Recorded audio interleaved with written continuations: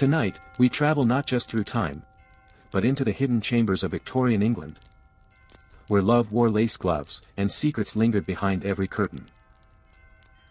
We'll guide you gently into the world of strict etiquette, candlelit proposals, whispered romances, and the unspoken rules that shaped an era.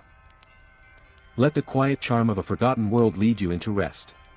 The Victorian era, 1837 to 1901, under Queen Victoria's long reign, was a time of rigid social structures and moral codes.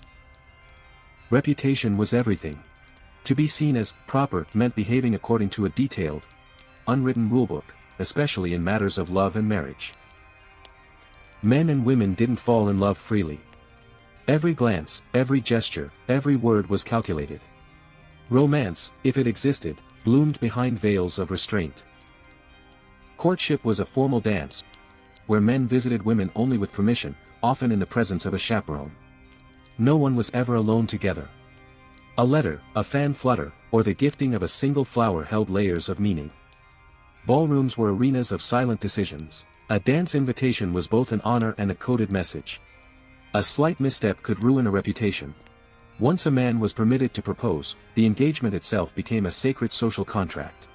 Diamond rings began to grow in popularity, not just for their beauty, but for what they represented: permanence, wealth, status. Noble families often arranged matches to preserve lineage or land. Romance was welcome, but rarely the reason for marriage. For upper-class women, marriage was the culmination of their purpose. But it also marked the end of their independence. Once married, a woman's property belonged to her husband. Her role was to host, bear children, and uphold the family's name.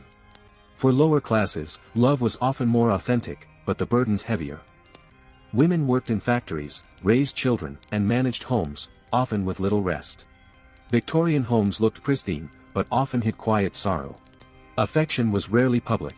Divorce was scandalous. Affairs were whispered about in the dark corners of salons. Mourning customs were elaborate: a widow dressed in black for up to 2 years, banned from dances and social events. Grief itself became ritualized, echoing the era's obsession with control. Despite the repression, beauty lived in the subtleties. A secret letter. A lover's handkerchief kept in a drawer. A gaze held a second too long. These moments, small as they were, carried intense emotion. It was a world where love had to be clever, hidden, almost sacred. Today, the Victorian era inspires novels, films, and series, not just for its aesthetics, but for its inner contradictions. We see ourselves in those candlelit rooms, longing for connection, restrained by fear, hoping love survives the rules. Some traditions faded. Others evolved.